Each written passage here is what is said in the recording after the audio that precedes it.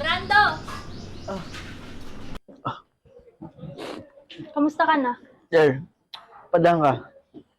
Ito, okay lang ako. Ikaw ba? Madami na naghihinala na hindi kayang gawin ni Sofia magpakamatay. Nagpunta sa bahay ni Marco yung kaibigan ni Sofia na si Alex. Brandon, natatakot na ako!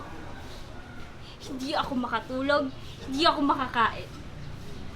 Nakukonsensya na ako. Alam mo, Claire, huwag ka mag-alala. Hanggat walang umaamin, yung nangyari ng gabing iyon, hindi tayo makakahamon. Kaibigan natin si Sofia! Kaibigan natin siya at kailangan niya ng hustisya. At sure ako, galit na siya sa atin.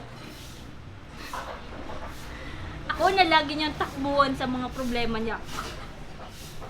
Brando, wala akong nagawa! Wala akong nagawa para sa kanya! Brando, gusto ko nang tapusin to!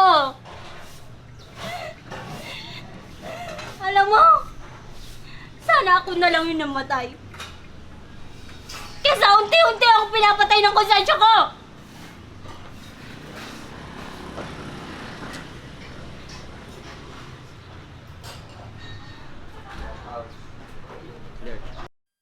Claire. Claire, sandali. Claire.